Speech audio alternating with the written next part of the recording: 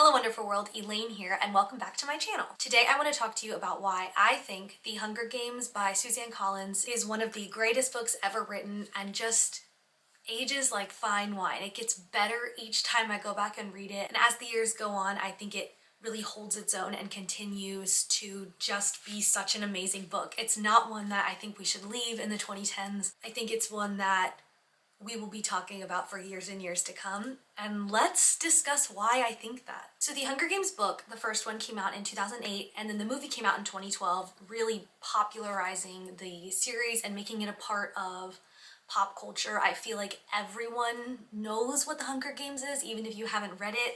I feel like it is one of those stories that was so ingrained in, especially like my generation. We grew up with the Hunger Games. So I was looking into why Suzanne Collins wrote the Hunger Games and what inspired her. And she said that in school she was very interested in Greek mythology, particularly one story in particular, and that's the story of Theseus and the Minotaur. And in this story, the people of Athens have to send 14 children to this labyrinth where a Minotaur is going to hunt them down and kill them. And one of the major themes of this story is those in power, or the gods, saying, we're going to do something even worse to you than executing you. We're going to go after your children and we're going to kill them. And those dynamics directly inspired the Hunger Games. And Suzanne Collins in an interview actually called Katniss a futuristic Theseus, because in the Greek myth, Theseus volunteers to go to the labyrinth and he ends up killing the Minotaur, thus ending the cycle forever. So she kind of was always interested in that myth. And then there was a particular experience she had where she was channel surfing one night. She was home, she was watching TV, and she was just flipping back and forth. And she kept going back and forth between this reality TV show with young people competing for some sort of prize and then actual footage from a war. And those two things started to blend together and blur together, and it created this weird feeling for her of what we consider entertainment nowadays. So Suzanne Collins' dad served in the Vietnam War. And she said that while he was there, her mom tried to protect her from knowing what was actually going on. But when she saw things on the news or on TV, she knew that her dad was there. And so when she turned off the TV or changed the channel, the story wasn't ending for her. Like, there was a real person experiencing the things that she was seeing on TV. She couldn't just turn off the channel and thus turn off the war. And so that, paired with her channel surfing experience of, seeing what goes for entertainment these days, and then her interest in Greek mythology, all kind of worked together to create her idea for the Hunger Games. And she's also a person who is very interested in just war theory, particularly because her dad served in the Vietnam War and worked as a war historian. And so she wanted to play around with the ideas of war and if there ever is a need for it, and if there can ever be truly a winner of a war, and just that kind of themes as well, which are very prevalent in the Hunger Games series. And so all of that together kind of is what made her write the Hunger Games. And I am so glad she did. So the reason I love the Hunger Games so much is, well, one, it is so nostalgic for me. I can't believe that I got to grow up with that being my series. I went to every midnight movie release party. I remember one year I made my dad go to the midnight movie DVD release party at Walmart.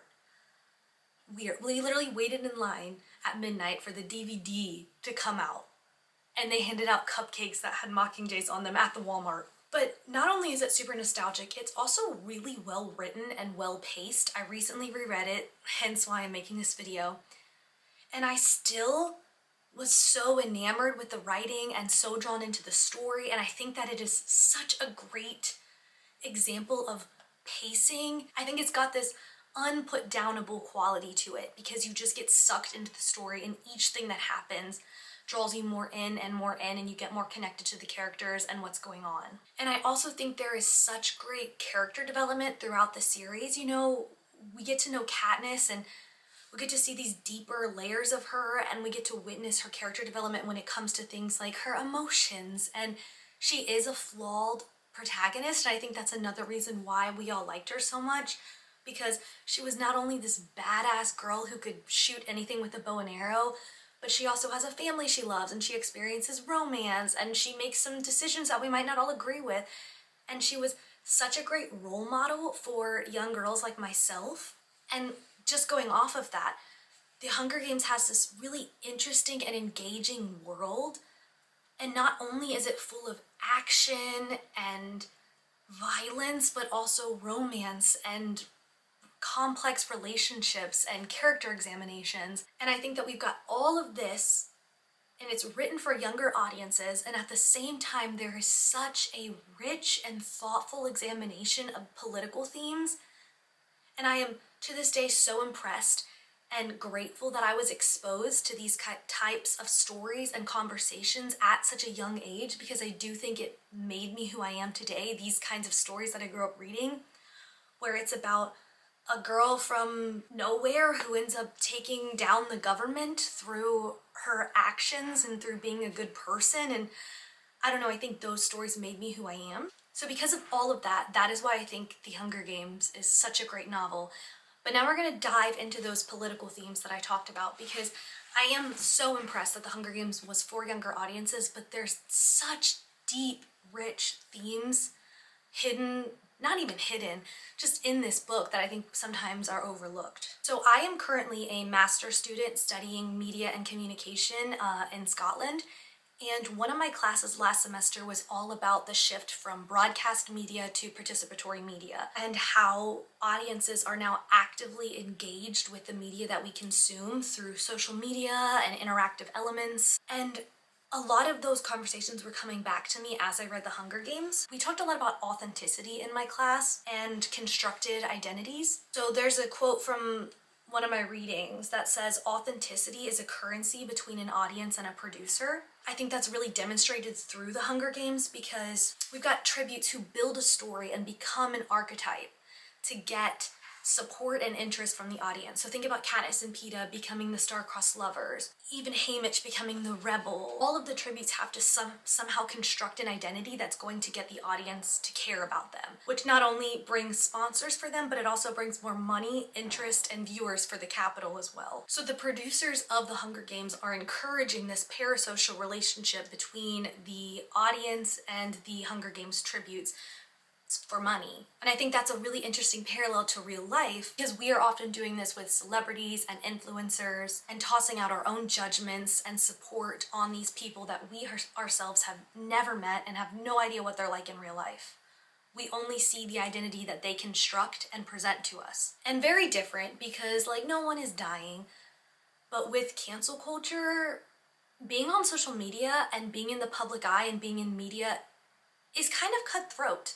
There are not a lot of second chances these days, especially for women or people of color. And people's livelihoods are at stake based on how the public interprets and interacts with their constructed identity and their brand. So in our current world, it can feel like we are constantly branding ourselves and we are constantly becoming someone else and performing on social media. Even though you're trying to be real, you kind of are still performing.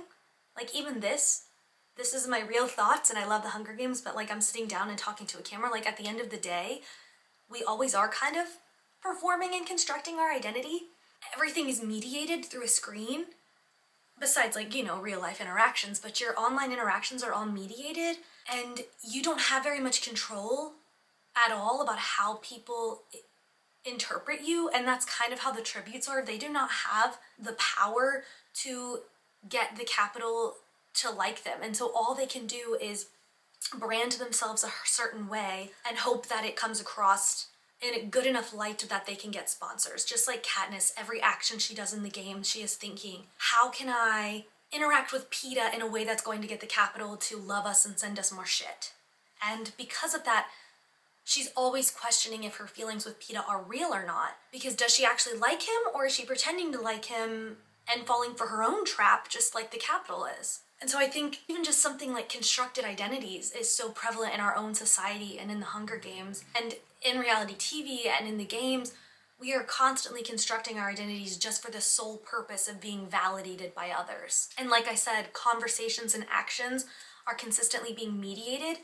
So for example, in the Hunger Games, we don't know what the Capitol viewers are actually seeing. There are things that Katniss says and does that she believes will be cut and altered and not shown to the audience at home. And so at the end of the day too, you never know what's real or not, so how can you know how to actually feel about someone when you're only ever interacting with them through a screen? And then looking further at reality TV and how in our world we have become such participatory audiences, meaning that we are actively participating and engaging with the media that we're consuming, these interactive components cause audiences to latch on to the reality TV genre, and producers encourage this relationship. Think about like voting for Dancing with the Stars or the Love Island app, or how people live tweet during The Bachelor. These kinds of things encourage us to become active participants. And again, this is directly reflected in the Hunger Games, right? Because the viewers at home can directly influence the game by sponsoring a tribute and sending them something. And that right there is how young Coriolanus Snow got people more interested in the Hunger Games. He's the one that kind of introduced these interactive elements. That was a smart, calculated move on his part, because when you encourage people to become part of the action, they're going to care more about the action. And he got more people to be obsessed with and interested in the games through this introduction of interactive elements. And even something like professional sports or college sports, things with like betting and making brackets, that is how we engage with our media. And so the fact that, you know, in District 12 we see what's his name, Wyatt Callow's family, they're bettors, so they take bets. I can't remember what they're exactly called, but they take bets for the Hunger Games and set the odds. They're odds makers or whatever. And so we kind of see how that's very easy to believe that that could happen, because it is happening already in our world. And when you read the Hunger Games, as a reader, it's really easy to imagine this boisterous crowd watching the games. When Katniss kills someone, you can kind of imagine the audience like, or when she puts the flowers down for Rue and sings to her, you can imagine the audience crying, or, you know, feeling empathy and sympathy for what's going on. We can imagine this invisible audience for Katniss, so we can imagine this audience that Katniss is constantly performing to.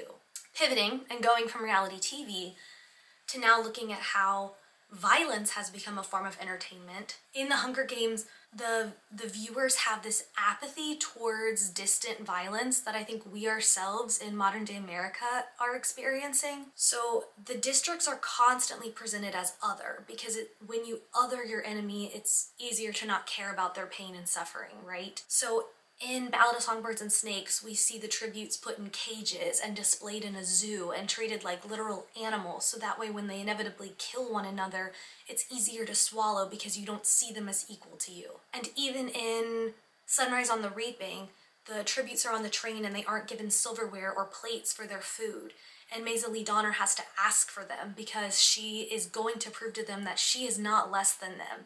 And I think that was such a powerful way for her to fight back, because when you dehumanize your enemy, it's much more palatable to watch and be okay with their suffering.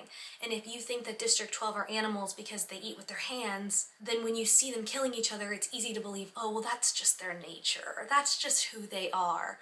When that's not who they are, that's who they were forced to become. And then when they do start killing each other on the screen, all of the Capitol citizens are watching from the safety of their warm and well-resourced homes, and they're able to watch it on a screen as if it's fake, as if it's a show or a movie, as if it's not something that's actually happening, because it's not right in front of them. Which brings up the question, if it were happening right in front of them, what would they do? If the violence were directly in front of them, would they stop it? Would they say something? Would they care more, or would they care less? If we think about the Capitol citizens, they do have more power, but do they? And it's such an interesting thing to think about. What would they do if the games were happening right in front of them? And in our own lives, when I'm on TikTok, I can see a video of someone suffering, or of a bombing, or of a shooting, and then I just scroll and I go to the next video. And we have the ability to turn off the violence and make it seem further away than it actually is. And that's just what the Capitol citizens do. To them, it's on a screen. If it gets too much, they can turn it off and walk away. It's not that big of a deal. And this leads me to my next point, which is the way that we treat violence as entertainment. So the more violence that we watch, the less it affects us. We are becoming more and more desensitized to violence because we see everything now. Through the TV we watch, through social media, through the news, we are constantly bombarded with images and videos and depictions of pain, suffering, and violence. It's just everywhere. And even political accounts are turning this violence into humor. I don't know if you follow the White House on social media. I try to stay informed by looking at what the White House is posting. but it has turned into such a spectacle, it actually makes me like sickened. There are videos that the official White House social media pages have posted that are so horrid. For example, they posted an ASMR deportation video. Like, let me say that again, an ASMR deportation video. How those two things go, and people think it's funny. And we're turning violence into humor because, again, it's easier to laugh at something than confront the atrocities that are actually happening. And I get annoyed when any political account posts memes and jokes because politics are not funny. And that even goes out to the Democrats page. Like, why are you posting Obama memes? Why are you posting TikTok edits of literally Obama and Harry Styles on the official Democrats page?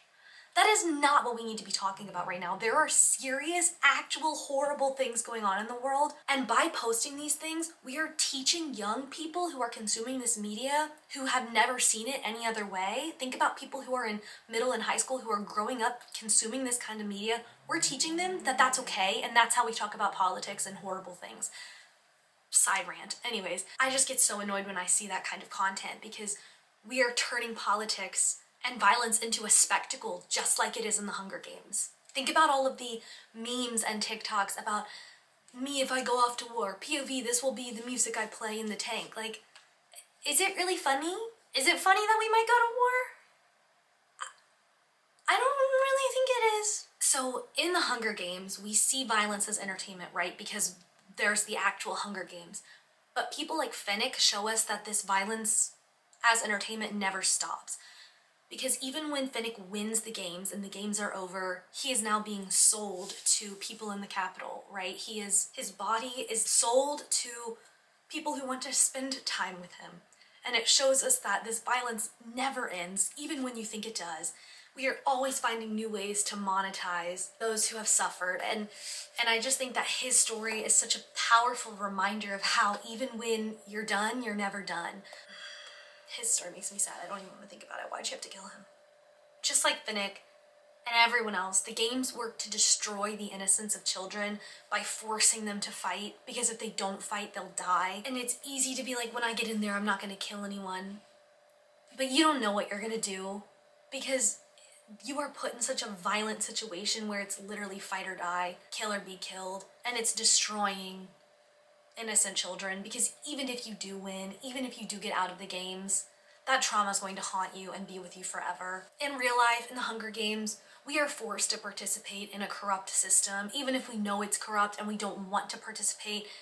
At the end of the day, we are all pawns. Even Katniss was a pawn by the adults around her, and it's so frustrating. It's just, it is what it is. I think something else really important to point out with the violence as entertainment thing is that we cannot romanticize the games like those in the Hunger Games do. And I think Suzanne Collins presents this irony of challenging her readers to confront and question our own desensitization to violent media. I mean, even me and my sister, we used to play the Hunger Games in the backyard. And the point of the Hunger Games isn't that it's entertaining and fun, it's that it's scary and real, you know? So she's forcing us to confront our own desensitization and what we can do to combat it. Because unfortunately, a lot of us see violence as something that we can't help to look away from. You have to look, because it's happening. Think about like the Roman Colosseum and like gladiators, and how it's packaged as this fun night out, and it's horrid and scary, but you can't help but stare at it because you want to know what's going to happen. It's like a train wreck. A lot of people say they can't look away from a train wreck. I remember once I was in a car wreck and people kept coming up and taking pictures of my car. It's like, what are you doing that for? Why do you want to see, like, why? So you can show people a wreck? I don't understand. So I do think we have this weird obsession with violent media, and Suzanne Collins is challenging us to confront that and change it. So change kind of leads me to my next point, which is about revolution. And I think throughout the prequels and the original trilogy series, Suzanne Collins does such a great job of showing us how change and revolution can take years and years and years, and it takes multiple people, but also the right person. And I think Haymitch's story does such a great job of showing us how revolution takes years and years, because I think his story is the flint striker and Katniss's is the flame. And Haymitch was ready to fight the Capitol then and there, right? But it takes years and years of cracks before something could really happen. And we're waiting for enough anger from the districts and even from people in the Capitol itself before the revolution could really succeed. Another character who I think has an interesting story is Lenore Dove, because she wants to do anything to rebel and to get back at the Capitol and those in power, but I think sometimes she struggles to see the big picture, and it's hard to know what is actually going to make a difference until that difference is made. So you don't know what act of rebellion is actually going to change the world until the change is already made. And I think Lenore is willing to try anything, but sometimes it's a little bit too much, girl, and you have to think about those around you who could like get hurt, like Haymitch. I also think that when you have revolution and rebellion, I think that in the Hunger Games, we're shown how poverty and hunger are used as a means of control. Who has the energy to fight back against a corrupt government when you are starving? When you don't know where your next meal is going to come from? When you have to focus on fulfilling your basic needs, how can you think about these larger complex political issues? Gale and Katniss talk in the woods a lot, and Katniss is always saying how Gale always goes off on these political rants about the Capitol, and she's, at the start of the Hunger Games, she's always like, dude, who cares? It's how it is. Like, we have to hunt. We gotta find stuff to do. Like, why are you complaining about the Capitol? What good is that going to do? And a lot of that reminded me of boycotts in America, because boycotts can work, sure, but I think we're getting too far with the expectations of being perfect. It's unfair to shame someone for eating or shopping somewhere when that might be all that they have access to or are able to afford. And I think that this is shown so well in the Hunger Games of how we can't expect someone. It's easy to be like, well, why didn't they just fight back? Like, there's way more people in the districts than there are in the Capitol. But they're just trying to get their basic needs fulfilled. It's easy for those with privilege to sit there and discuss what political policies need to be put into place and what systems work best when you have the free time and the energy to sit and discuss those things. Think about Snow and his classmates sitting around discussing the games and why they work and the history of them and how to best control and deal with the districts and what the districts need when they haven't even been to the districts themselves. How can you know what the districts needs if you haven't been there? And then there's also the way that the Capitol encourages division in the districts is so powerful as a means of control. There's a scene in the first Hunger Games where Gale is yelling at Madge, who is the mayor's daughter, and he's mad because he assumes that there's no way she's ever going to get reaped because she never has to take extra tesserae. She never has to put her name in extra times to get, food and supplies. Whereas Katniss and Gale have their name in there a bunch of time because they need that extra food that Madge's family can afford to buy themselves without having to risk her going in the games. And Katniss tells Gale that his anger is misplaced. She's not the enemy, but I think that having the tesserae builds this division between the classes within the district, and it helps distract from who the real enemy is, and that so makes me think of Trump supporters. I think of where I'm from in Kentucky, and there are so many people from Kentucky that vote for Trump because they think they have more in common with Trump than they do with an immigrant. And it's like, your anger is misplaced. And we need to remember who the real enemy is here. And I think creating division, especially amongst groups who actually do have more in common, but convincing these groups that they have more things different and placing blame on each other is what allows those corrupt people to stay in power. And if we would all just band together, we could go. Same thing with the career tributes. The careers see themselves more in the Capitol than they see themselves in the other districts. They relate more to the Capitol. They think that they're a part of them rather than being with the lower districts. Literally Trump supporter. You are still a district. You, District 1, District 12, you're still a district. The Capitol is still controlling you. You still have to reap children to go into the games. Yet they want to relate more to the Capitol because they see that as their ticket to freedom. When like, how do you have anything in common with the Capitol? Just like, if you're a low-income person from Kentucky, how do you have anything in common with Trump? He will never understand you. He's never lived in poverty. He has no idea what it's like to not know where your next meal is going to come from. But for some reason, people relate to him more than they do to an immigrant, and I'll never understand why. Well, I do understand why, and that's the scary part. But I do think that The Hunger Games is a masterclass on propaganda and control and the way that we are obsessed with creating and consuming these depictions of pain. Just like how Plutarch made Luella and Haymitch's family reenact their reactions to their children being raped to go kill each other. He made them do it multiple times to get the best shot so that he could play it for the rest of the Capitol and they could feel some type of way about their pain. And just like I was talking about the Tesserae, the fact that basic needs in the Hunger Games are turned into performance and spectacle, like how the winning district gets extra supplies. And is that really like, the Capitol can convince themselves that, oh, we're doing something good. But is it really aid or is it mockery? Because you could have given this to them anyways. I don't know, there's just this illusion of freedom, even in our own world. We think we're free, we think we have choices, but everything that we are consuming is mediated and constructed and put through some lens. Just like if you think you're watching The Hunger Games, you're not watching what actually happened, you're watching what the Capitol wants you to think happened. And then, just to kind of close it out, I think that this book really shows us that war is never good. It never, ever, ever ends in a good way, even for the winner. Because is there really a winner of war? There's the trauma that comes with violence. Everyone is a pawn. Even Katniss, becoming the Mockingjay, she is a pawn for all of these adults around her to further their own goals, which, yeah, are noble goals, ending the games, down with the Capitol, whatever, but Katniss is still a pawn.